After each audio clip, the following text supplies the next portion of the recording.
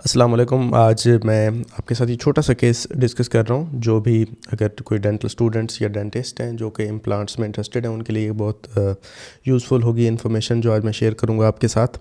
तो इस वीडियो को कंप्लीट देख लीजिएगा और अगर आपको पसंद आए तो एंड पे मुझे ज़रूर आपने बताना है कि कोई पॉइंट रह गया है या कुछ और ऐड हो सकता है, और मज़ीद मैं इस सीरीज़ को अगर कंटिन्यू करना चाहूँ तो किस तरह से कर सकता हूँ। अच्छा, ये डेंटल इम्प्लांट लगाया गया था आज से 4 साल पहले ऑलमोस्ट। और ये जो डेंटिस्ट ने प्लेस किया था, इसमें हम पहले थोड़ा सा इसको डिस्कस करते हैं और उसमें जो जो फ्लास थे, जो जो प्रॉब्लम्स थे, वो भी हम फिर बाद में डिस्कस करेंगे, और ताकि हम फ्यूचर में उन सब प्रॉब्लम्स को अवॉइड कर सकें। ये 4 साल पहले एक डेंटिस्ट ने ये इम्प्लांट प्लेस किया था जो आपको नज़र आ रहा है।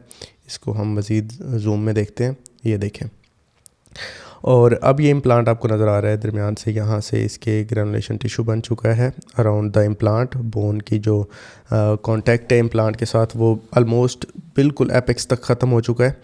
और इसके अलावा ये इम्प्लांट जब मेरे पास पेशेंट आया तो हिल भी रहा था। Implant was completely loose, crown भी लूज़ था। तो फिर ये प्रॉब्लम पहले हम डिस्कस करते हैं हुआ क्यों और फिर हमने क्या किया। सबसे पहले तो ये थोड़ा सा डिस्कस करना ज़रूरी है कि ये इम्प्लांट जब लगाया गया था तो उस टाइम पे ये दांत निकाला गया था। ये लेफ़्ट लोअर 6 है, फर्स्ट मोलर जिसको रिमूव किया गया, उसके बाद इमीडिएट इम्प्लांट प्लेस किया गया। इम्प्लांट का जो साइज़ है वो ऑलमोस्ट था 4x10 mm। तो अब एक चीज़ तो सबसे पहले जो ये जहन में आती है कि जब आप इमीडिएट इम्प्लांट करते हैं तो हमारे पास जो विड्थ है वो ऑलरेडी बहुत ज़्यादा अवेलेबल होती है। अब उस टाइम पे अवेलेबल थी या नहीं थी, क्या पता क्या सिनेरियो था। बीडीआरस पड़ी थी, काफ़ी ओल्ड केस में क्रोनिक बीडीआरस अगर पड़ी हों तो बाज़ औक़ात जो है बहुत रेयर केसेस में लेकिन होता है कि आपकी जो बक्कल और जो लिंगुअल कॉर्टिसेस हैं वो भी लॉस हो चुके होते हैं और हमारे पास बोन कम अवेलेबल होती है। लेकिन क्लिनिकली जैसे मैंने पेशेंट को देखा तो उसके पास अभी भी 4 साल बाद भी जो बक्कोलिंगुअल जो विड्थ है वो काफ़ी ज़्यादा मौजूद थी। तो मैं ये कह सकता हूँ कि उस टाइम पे भी अवेलेबल होगी।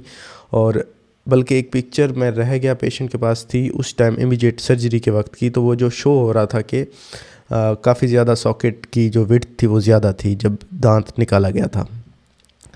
तो उस टाइम एक सबसे बड़ी जो मेजर प्लानिंग में हुआ प्रॉब्लम वो ये कि इस इम्प्लांट को हम मज़ीद जो है वो वाइड कर सकते थे, इस डायमीटर को बढ़ा सकते थे। उसमें उसके लिए क्या करते हैं हम कि जैसे 4 है इसको 5.5 भी कर सकते थे, इवन के 6.6 या 6 भी कर सकते थे, क्योंकि हम लेंथ को तो शायद नहीं बढ़ा पाते इस रीजन में, क्योंकि नीचे इन्फीरियर एल्वियोलर नर्व होती है और ऊपर से भी साफ ज़र बाद में जो है वो बोन रिमॉडलिंग के नतीजे में थोड़ा बहुत बक्कल कॉर्टिसेस और लिंगुअल कॉर्टिसेस डाउन आते हैं। तो इसलिए उसको भी अवॉइड करने के लिए फ्यूचर बोन लॉस को हम चलें लेंथ को ज़्यादा नहीं बढ़ाते, नीचे या ऊपर नहीं कर सकते ज़्यादा, वैसे इसको थोड़ा सा और भी ऊपर किया जा सकता था इस पॉइंट तक, तो 12 mm भी लगाया जा सकता था। खैर, लेकिन विड्थ को हम कहते हैं कि विड्थ एक मेजर प्रॉब्लम हुआ कि विड्थ को इन्होंने ना जो सिलेक्ट किया इम्प्लांट उसकी विड्थ बहुत कम रखी गई। उसको हम बढ़ा सकते थे क्योंकि सरफेस एरिया जो है ना वो विड्थ के बढ़ाने से ज़्यादा बढ़ता है, जो कि implant bone to implant contact का सरफेस एरिया है वो विड्थ के बढ़ाने से ज़्यादा बढ़ता है बजाय इसके कि हम लेंथ को बढ़ाएं। तो लेंथ से ज़्यादा विड्थ इंपॉर्टेंट होती है। उसकी एक और वजह भी है, मैं शेयर करता हूँ कि जब स्ट्रेसेस पड़ते हैं फ्यूचर में इम्प्लांट के ऊपर, अक्लूजल स्ट्रेसेस पड़ते हैं, लैटरल स्ट्रेसेस पड़ते हैं, तो 70% ऑफ द स्ट्रेसेस जो हैं वो अपर 1/3 ऑफ द इम्प्लांट लेंथ में डिस्ट्रीब्यूट होते हैं। तो मतलब कि जो आपके अगर जितनी भी फोर्सेस पड़ रही थी स्ट्रेसेस की, उनके लिए जो पहली 1/3 ऑफ द स्ट्रेसेस होती हैं, स्ट्रेसेस जो हैं वो ट्रैवल ज़्यादा 70% जो स्ट्रेसेस हैं वो 1/3 ही इम्प्लांट तक ट्रैवल करते हैं और वहीं से ही स्ट्रेस आउट होके बोन के अंदर चले जाते हैं। तो इसलिए अगर उसी 1/3 लेंथ की डाया ज़्यादा होगा, सरफेस एरिया ज़्यादा होगा, तो इम्प्लांट के फ्यूचर के जो स्टेबिलिटी है या उसकी जो लॉन्गिविटी है वो बढ़ जाएगी। तो बजाय इसके कि अगर आप लेंथ को बढ़ाएंगे तो 1/3 के बाद जो मिडल 1/3 है उसके अंदर फिर बाकी जो 30% बचता है उसका 70% डिस्ट्रीब्यूशन होती है लॉस की, फोर्सेस की।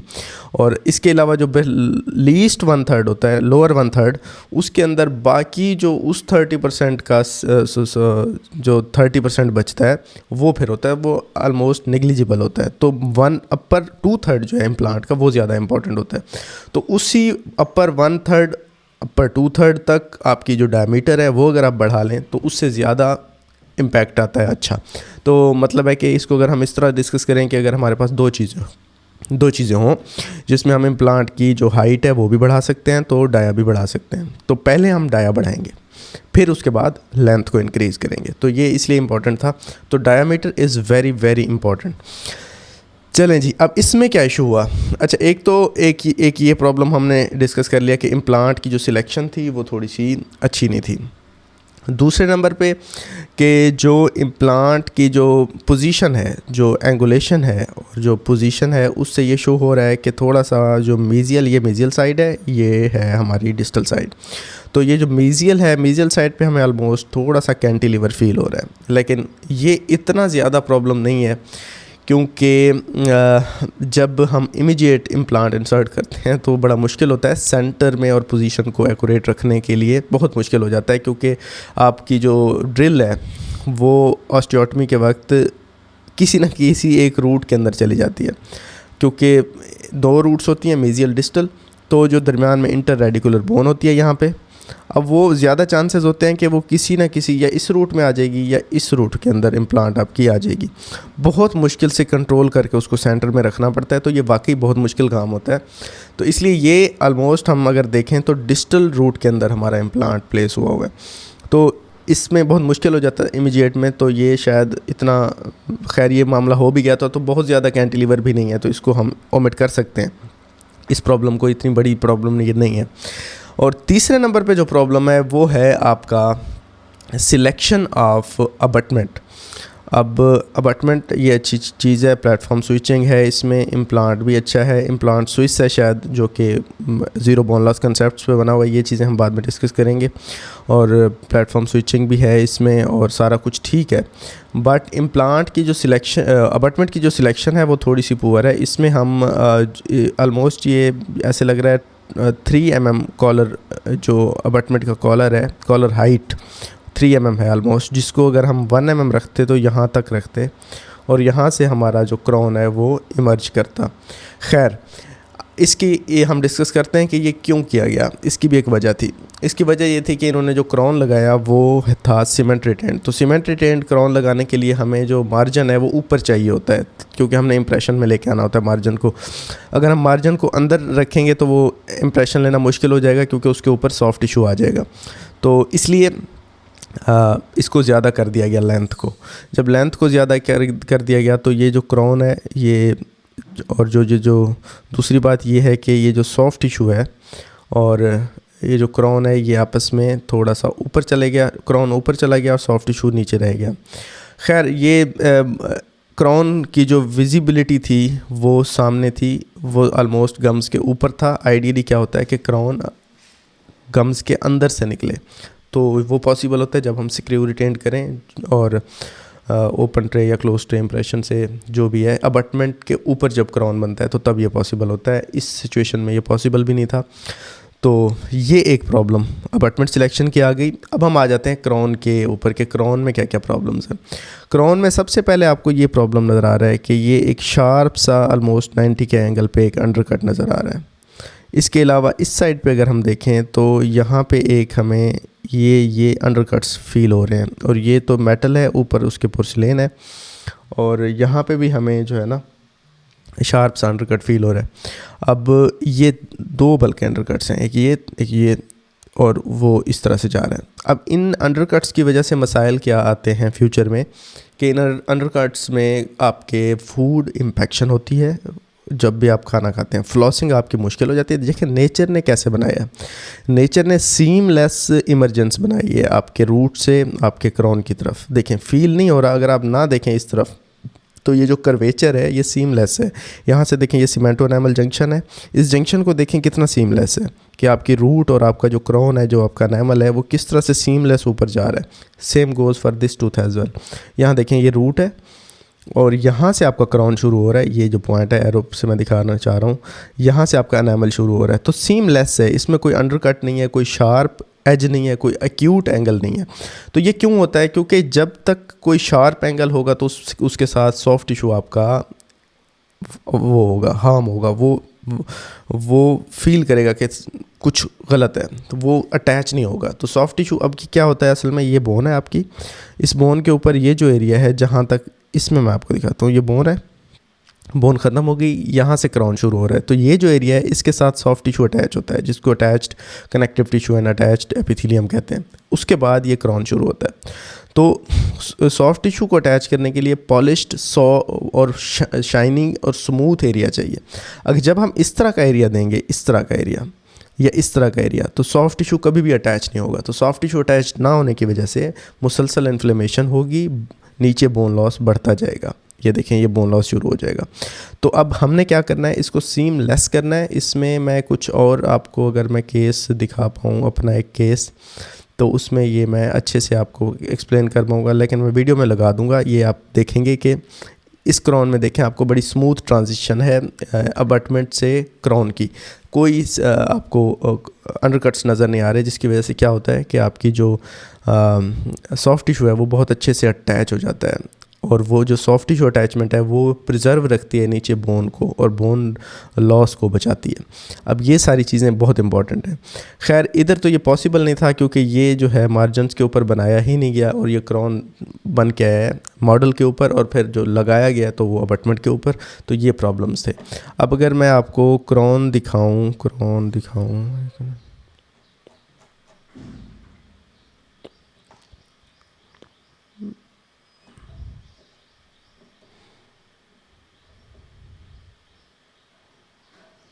ये देखें ये क्राउन है। अब ये मैं पिक्चर ले आया हूँ।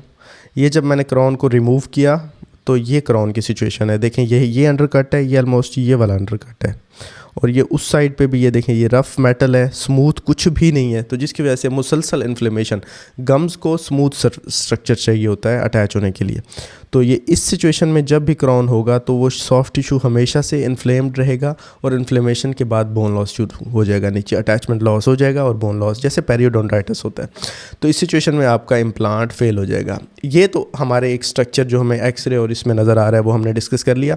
अब हम थोड़ा सा डिस्कस करते हैं कि ये इम्प्लांट क्या इसी वजह से फेल हुआ, जो चीज़ें हम डिस्कस कर रहे हैं। यस, ये चीज़ें जो है ना कर सकती हैं इन कंट्रीब्यूट टूवर्ड्स द फेलियर, लेकिन इस फेलियर की सिर्फ यही वजह नहीं थी। वजह ये बनी कि जब ये इम्प्लांट क्राउन लगवा के गए तो हफ्ते के बाद आप इनका जो क्राउन था ये लूज़ हो गया, ये हिलना शुरू हो गया। मतलब कि इनका जो स्क्रू था, ये वाला स्क्रू ये क्राउन के अंदर लूज़ हो गया। अब डॉक्टर साहब से उन्होंने रब्ता किया, तो डॉक्टर साहब अब क्या करते, क्राउन को उतारते कैसे और उस स्क्रू को टाइट कैसे करते, क्योंकि ये तो सीमेंट रिटेन था, ऊपर से स्क्रू होल था नहीं कि जिससे एक्सेस करके अंदर जाके इसको स्क्रू को टाइट किया जा सके। तो उन्होंने कहा ऐसा होता है, थोड़ा बहुत हिलता रहता है क्राउन, तो ये मसला नहीं है। तो अब वो 4 साल हिलता रहा, तो फिर ये प्रॉब्लम आया। अच्छा, अब वो हिलता रहा, उन्होंने क्यों कहा ऐसा कि थोड़ा बहुत हिलता है, क्योंकि उन्हें था कि यार अब क्राउन मैं उतारूंगा कैसे, मैंने परमानेंट सीमेंटेशन कर दी है, ऊपर से ड्रिल करूंगा तो वो कहेगा यार ये क्या कर रहा है बंदा। तो इस तरह की सिचुएशन से, एम्बैरेसमेंट से बचने के लिए उन्होंने ये किया। तो इसलिए मैं हमेशा कहता हूँ कि स्क्रू को हमेशा स्क्रू होल को रखना चाहिए। अगर आप सीमेंट रिटेन भी बनाते हैं तो स्क्रू होल को एक्सेस करना आपके लिए पॉसिबल होना चाहिए। तो स्क्रू होल नहीं था, इस वजह से ये मसला हुआ। दूसरा ये कि वो जब हिलता रहा क्राउन, तो जब हिलता है तो लैटरल फोर्सेस ज़्यादा पड़ती हैं, उसकी जो डायरेक्शंस हैं वो फोर्सेस की ज़्यादा, जो फिक्स्ड होता है बिल्कुल स्टेबल होता है क्राउन, तो वो हिलता नहीं है। स्ट्रेसेस आइडियली जैसे डिस्ट्रीब्यूट होनी होती हैं वैसे होनी होती हैं, तो वो स्ट्रेसेस भी ठीक से डिस्ट्रीब्यूट नहीं हो पाई क्योंकि वो हिलता रहा, गम्स को भी इन्फ्लेमेशन होती रही और ये प्रॉब्लम सारा बढ़ता रहा। तो इसलिए ये प्रॉब्लम आहिस्ता आहिस्ता बढ़ती रही। तो हमने क्या किया कि इसको जो है ना एक्सेस करके, ये मैं आपको एक और बताता हूँ, दिखाता हूँ पिक्चर कि हमने किस तरह से इसको, ये वीडियो अगर आप देखें,